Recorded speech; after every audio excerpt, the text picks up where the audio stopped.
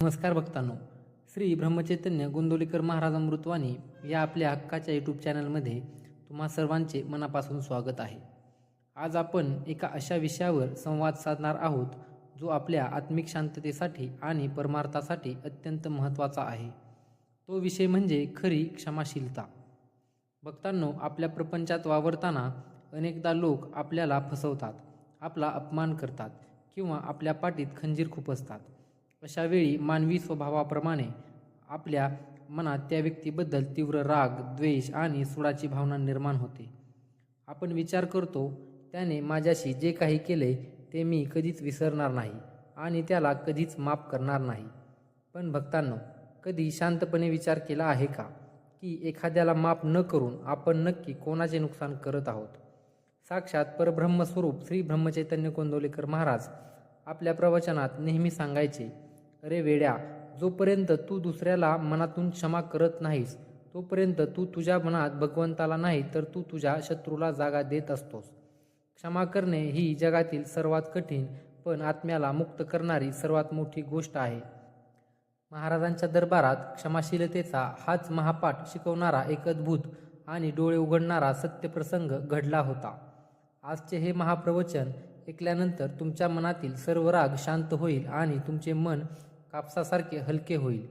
Video मोलाचा आहे, शांतचित्ताने शेवटपर्यंत नक्की ऐका.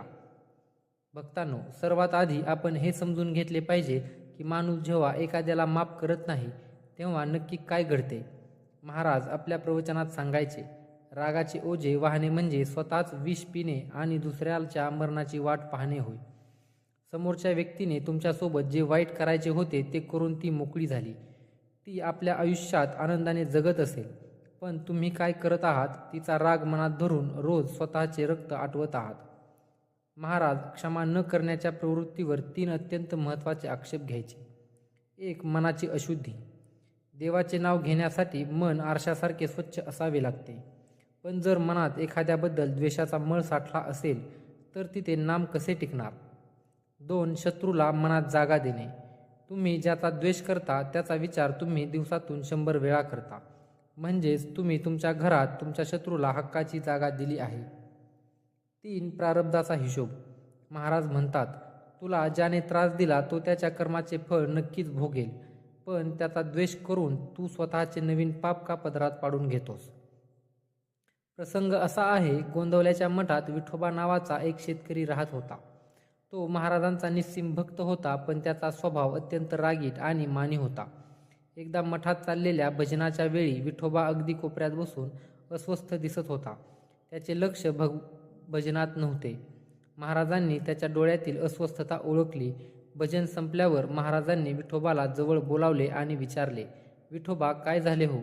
आज तुमचे चित्त नामात का लागत नाहीये? विठोबाचे डोळे रागाने लाल झाले होते. तो हात जोडून म्हणाला, महाराज, काय सांगू तुम्हाला? माझ्या सख्या चुलत भावाने राघोबाने कपट करून माझ्या शेताचा बांध कोरला. माझी सुपीक जमीन त्याने बळकावली आणि वरून मला सगळ्या गावासमोर शिवीगाळ केली. महाराज, माझा जीव जळतोय. मला आता नामस्मरण सुचत नाहीये. जोपर्यंत मी राघोबाचा बदला घेत नाही, त्याला रस्त्यावर आणत नाही, तोपर्यंत माझ्या मनाला शांतता लाभणार नाही. मी त्याला जन्मात कधीच क्षमा करणार नाही. मठात बसलेले इतर भक्त विठोबाकडे पाहू लागले. सर्वांना वाटले की महाराज राघोबाचा निषेध करतील किंवा विठोबाला न्याय मिळवून देण्यासाठी काहीतरी सांगतील. पण महाराज तर अंतर्यामी होते.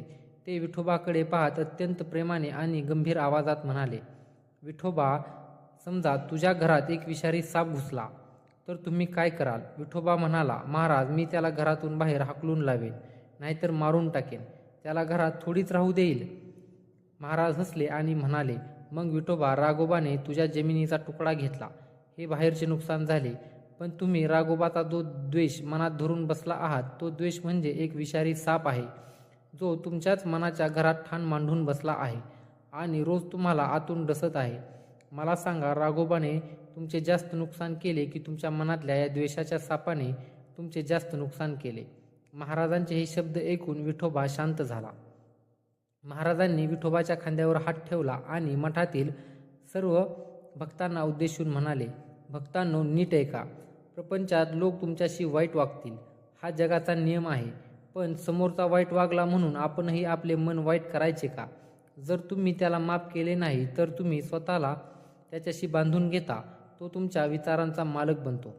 महाराज पुढे म्हणाले, विठोबा, तुम्ही म्हणता की तुम्ही राघोबाला क्षमा करणार नाही, पण विचार करा, ज्या रामाच्या दरबारात आपण रोज हजारो अपराधांची क्षमा मागायला येतो, त्या रामाच्या भक्ताने दुसऱ्याला क्षमा न करणे कितपत योग्य आहे? तुम्ही जर दुसऱ्याला क्षमा करू शकत नाही तर देवाकडून क्षमेची अपेक्षा कशी ठेवता? देव त्याचाच अपराध पोटात घालतो जो आधीच जगाचे अपराध गोड मानून माफ करतो. महाराज म्हणाले, क्षमा करणे म्हणजे समोरच्याच्या चुकीला मान्यता देणे नव्हे. क्षमा करणे म्हणजे रामा, हा माणूस आणि याचे कर्म मी तुझ्या स्वाधीन केले, आता माझ्या मनातून मी याला मुक्त केले, हा भाव ठेवणे. जेव्हा तुम्ही कोणाला मनातून माफ करता तेव्हा तुम्ही राघोबावर उपकार करत नाही, तर तुम्ही स्वतःच्या आत्म्याला त्या दुःखाच्या बेड्यांमधून मुक्त करता. महाराजांच्या या उपदेशाने विठोबाचे डोळे उघडले. त्याच्या डोळ्यातून गळागळा अश्रू वाहू लागले. त्याने महाराजांच्या चरणावर डोके ठेवले आणि आपल्या भावाबद्दलचा सर्व राग मठातच सोडून दिला. भक्तांनो, मग प्रपंचात जेव्हा कोणी आपले मन दुखवते तेव्हा आपण काय केले पाहिजे? महाराजांनी यावर खूप सुंदर आणि सोपा मार्ग सांगितला आहे. महाराज म्हणतात, अरे, ज्याने तुमचे वाईट केले त्यांचे नाव घेऊन रागावणं सोपे आहे, पण त्याच्या कल्याणासाठी रामाकडे प्रार्थना करणे हा खरा परमार्थ आहे. देवाला सांगा, हे रामा, त्या माणसाला सद्बुद्धी दे, त्याच्या कर्माचे ओझे मला नको, मी त्याला मनातून मुक्त केले आहे, तूही त्याला क्षमा कर आणि माझ्या मनात फक्त तुझेच नाम ठेव. महाराज म्हणतात, जेव्हा तुम्ही शत्रूला माफ करून नामाचा आश्रय घेता तेव्हा देवाला खूप आनंद होतो, कारण नामामुळे तुमचे मन शुद्ध होते आणि तुम्ही देवाच्या अगदी जवळ जाता. पैशाच्या आणि सोन्याच्या दानाने देवाचा कोणताही फायदा होत नाही, पण तुमच्या मनातील क्षमाशीलतेने साक्षात राम तुमच्या हृदयात प्रकट होतो. महाराजांनी दिलेली सर्वात मोठी शिकवण हीच आहे. क्षमा हाच परमार्थाचा पाया आहे. प्रपंचात कुणीही कितीही मोठा अपराध केला तरी माझ्या रामाने मला यातून काहीतरी शिकवायचे आहे, हा दृढ विश्वास ज्याच्या मनात असतो त्याचे मन कधीही विचलित होत नाही, त्याला जगात कधीही कशाचीही कमतरता भासत नाही आणि त्याचे जीवन शांततेने न्हाऊन निघते.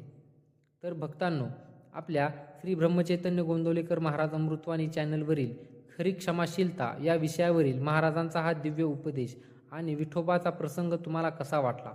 तुमच्याही मनात कुणाबद्दल असलेला राग आज दूर झाला आहे का? हे मला कमेंट बॉक्समध्ये नक्की सांगा.